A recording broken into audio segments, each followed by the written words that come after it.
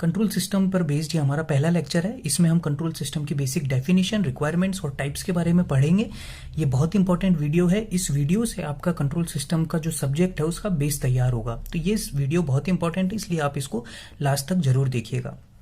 Control system की जो definition है वो ये कहती है कि कोई भी सिस्टम में कुछ एलिमेंट्स लगे होते हैं, उन एलिमेंट्स के कंट्रोल एक्शन की वजह से अगर हम आउटपुट को कंट्रोल कर पाए, कि हमारे पास कोई इनपुट है, ठीक है, आर आर आर मैंने इनपुट मान लिया, और मेरे पास सी अगर कोई आउटपुट आ रहा है, तो इस आउटपुट की वैल्यू को अगर मैं किसी कंट्रोल एक्शन की मदद से कंट्रोल कर सकूं तो वो मेरा कंट्रोल सिस्टम कहलाता है। तो यहां पर मैं कंट्रोल सिस्टम लिख देता हूं, कंट्रोल एक्शन, ठीक है। तो ये मेरी बेसिक डेफिनेशन है। अब आप कोई भी सिस्टम देख लीजिए, इवन अपनी ह्यूमन बॉडी अगर आप देखेंगे तो ये भी एक कंट्रोल सिस्टम है। आप कोई भी सिस्टम देख लीजिए, कोई मशीन देख लीजिए, किसी भी फैक्ट्री में कोई भी मशीन देख लीजिए, इलेक्ट्रिक आयरन देख लीजिए, आपका रेफ्रिजरेटर देख लीजिए, एसी देख लीजिए, फैन, कूलर, सब कुछ यहाँ पर कंट्रोल सिस्टम है। हाँ, ये हो सकता है कि कुछ उसके अंदर ओपन लूप सिस्टम होगा तो कुछ उसके अंदर क्लोज लूप सिस्टम होगा। अब ओपन लूप और क्लोज लूप सिस्टम क्या होता है ये हम डिटेल में बाद में देखेंगे। पहले हम कंट्रोल सिस्टम का ओवरव्यू जानते हैं। तो जैसे मैं आपको कंट्रोल सिस्टम का ओवरव्यू एग्जांपल्स के थ्रू बताता हूं। जैसे मान लीजिए कोई हम यहाँ पर वाटर लेवल डिटेक्टर लेते हैं। तो यहाँ पर मैंने एक वाटर लेवल डिटेक्टर लिया, इसका यहाँ से मैंने इसके अंदर पानी दिया, ठीक है, इसके अंदर मैंने पानी भर दिया। अब मैंने इसके अंदर मान लीजिए एक सेट पॉइंट तय कर दिया कि मुझे यहाँ पर 5 मीटर हाइट तक वाटर चाहिए। 5 मीटर से ना ज़्यादा चाहिए ना कम चाहिए, मुझे 5 मीटर तक मेंटेन वाटर चाहिए ही चाहिए। यहाँ पर मान लीजिए मैंने एक टैप लगा दिया इस तरीके से। यहाँ पर मैंने टैप लगा दिया जिसको मैं ओपन और क्लोज कर सकता हूँ, और ये मेरा आउटलेट हो गया, ठीक है। ये आउटलेट हो गया और ये इनलेट हो गया।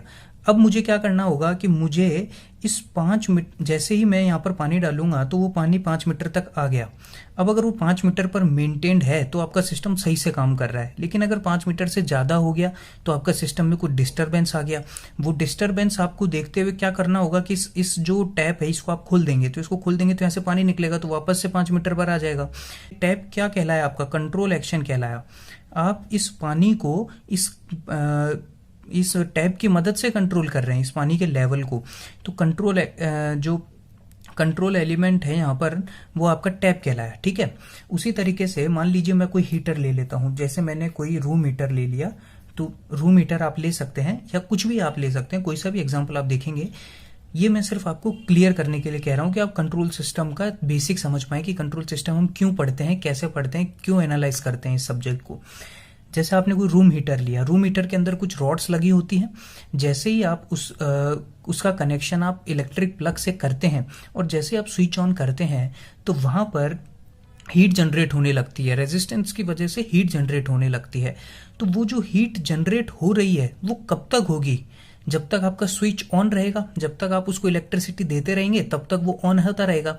जैसे ही आप स्विच को बंद कर देंगे तो वो आपका बंद हो जाएगा। थोड़ी देर बाद आपका रूम वापस से नॉर्मल टेम्परेचर पर आ जाएगा, ठीक है। तो ये जो सिस्टम है ये कंट्रोल सिस्टम है। कंट्रोल सिस्टम कैसे है कि आप अगर स्विच को ऑन कर रहे हो तो वो हीट प्रोड्यूस कर रहा है, बंद कर रहे हो तो नहीं कर रहा। तो इसका मतलब जो स्विच है वो कंट्रोल एक्शन हो गया यहाँ पर। तो यही कंट्रोल एलिमेंट जो है वो उस आउटपुट को रेगुलेट कर रहा है कि आपको हीट जो है वो आउटपुट है यहाँ पर।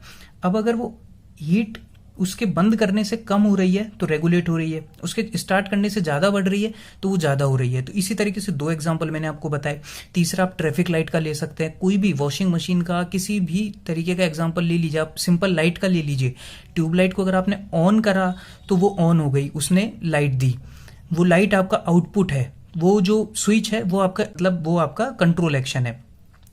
उसी तरीके से ट्रैफिक लाइट का ले लीजिए। ट्रैफिक लाइट्स में क्या होता है कि आपने एक फिक्स्ड अमाउंट ऑफ टाइम उन तीनों लाइट्स को सेट कर दिया। रेड, ग्रीन और येलो लाइट को आपने, या फिर ऑरेंज लाइट को आपने सेट कर दिया कि 5 मिनट तक ये जलेगी, 3 मिनट तक वो जलेगी और 2 मिनट तक वो जलेगी।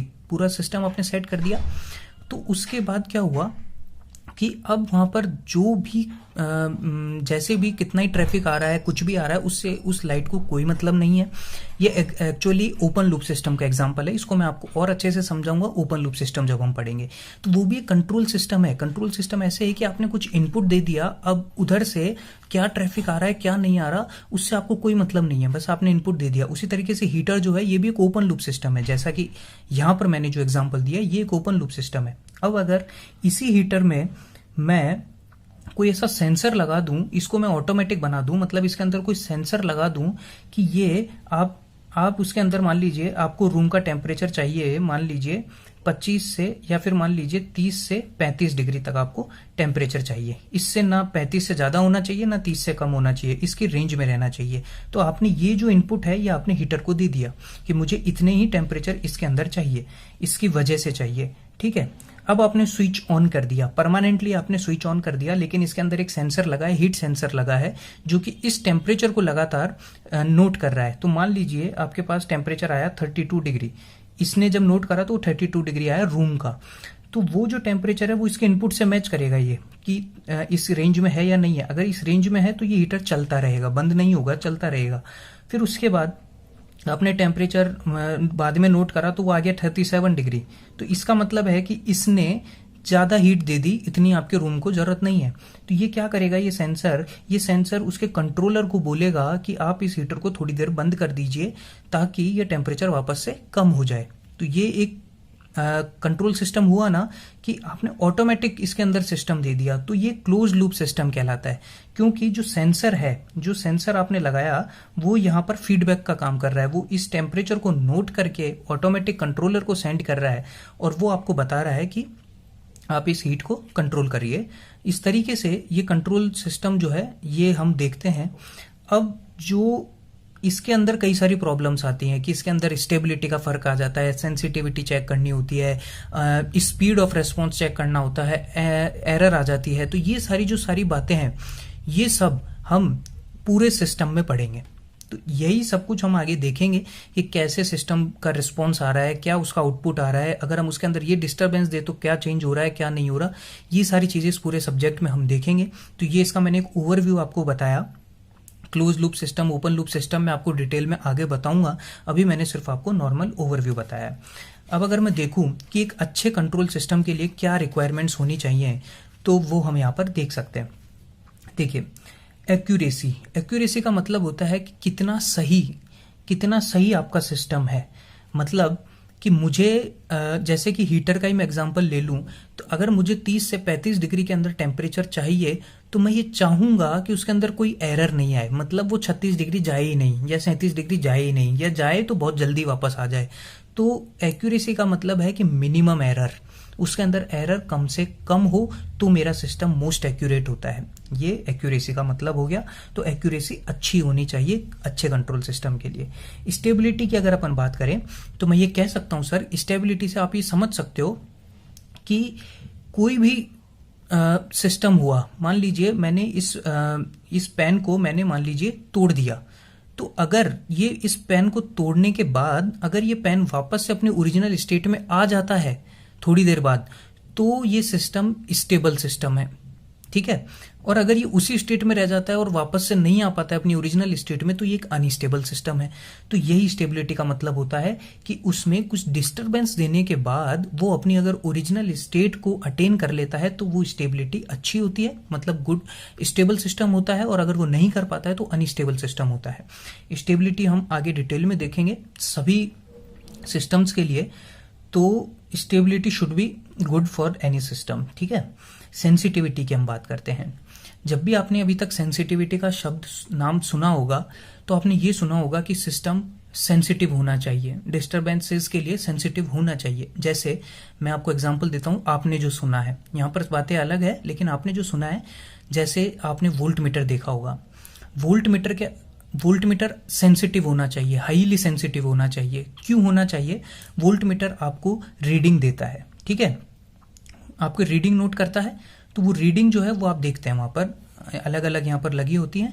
अब जैसे ही कोई वोल्टेज में फ्लक्चुएशन आता है या कोई डिफ्लेक्शन होता है तो ये जो आपका पॉइंटर है ये आपका रीडिंग चेंज करता है।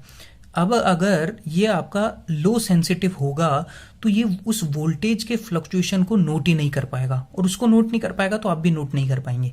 तो इसलिए वोल्ट मीटर जो है हाईली सेंसिटिव होना चाहिए, मतलब थोड़ा सा भी अगर आपने चेंज करा तो यहाँ पर आपको पता लगना चाहिए। उसी तरीके से एम मीटर हो गया, वॉट मीटर, तो बहुत सारी चीजें जो है वो हाईली सेंसिटिव होना चाहिए। कोई भी आपके जो मेजरिंग इंस्ट्रूमेंट है वो आपके हाईली सेंसिटिव होने चाहिए। तो कंट्रोल सिस्टम जो है वो लेस सेंसिटिव होनी चाहिए डिस्टरबेंसेस से।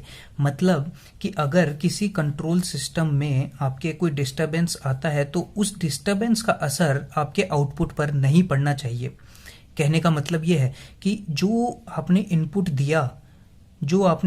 दिया उस इनपुट से रिलेटेड ही आउटपुट मिलना चाहिए, ना कि इस डिस्टरबेंस से रिलेटेड आउटपुट मिले।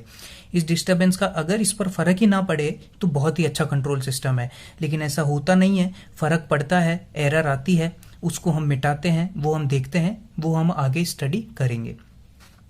तो less sensitive should be a control system, and the control elements, जो उसके अंदर कंट्रोल एलिमेंट्स लगा रखे हैं वो हाईली सेंसिटिव होनी चाहिए, क्योंकि अगर वो हाईली सेंसिटिव होंगे तब आपका कंट्रोल सिस्टम लेस सेंसिटिव होगा। बात समझ में आई? नहीं आई तो भी आगे समझ में आ जाएगी। नॉइस की हम बात करते हैं। नॉइस खुद एक डिस्टर्बेंस है, ठीक है।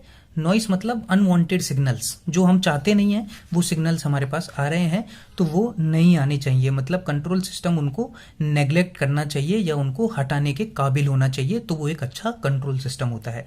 बैंडविड्थ होता है कि आपकी कंट्रोल सिस्टम जो है वो कितनी फ्रिक्वेंसी रेंज में काम कर सकता है।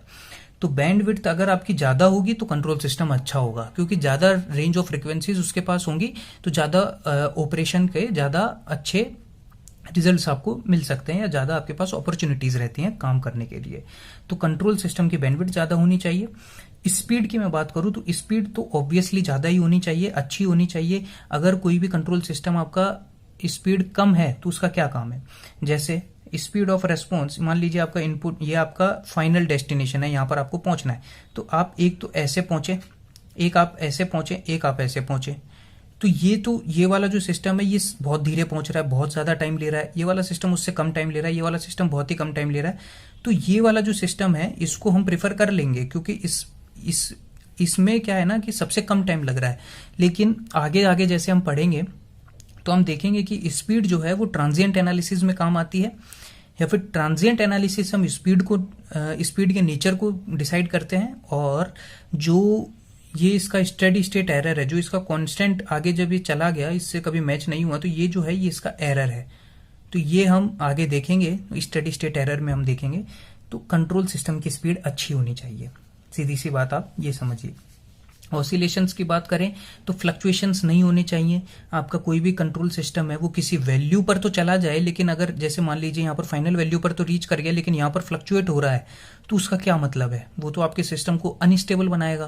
तो ये हमको नहीं चाहिए, हमको चाहिए लेस से लेस ऑसिलेशंस हो और आपका एक्यूरेट टाइम पर और एक्यूरेट स्पीड से पहुंच जाए, एक्यूरेसी अच्छी हो। ये हम कंट्रोल सिस्टम की रिक्वायरमेंट में चाहते हैं। तो ऐसा कंट्रोल सिस्टम आपका होना चाहिए। टाइप्स ऑफ कंट्रोल सिस्टम मैंने आपको बताया ही है कि ओपन लूप सिस्टम और close loop system. Next video में मैं आपको ओपन लूप सिस्टम और क्लोज लूप सिस्टम डिटेल में स्टडी करूंगा, दोनों के अंदर डिफरेंस हम देखेंगे।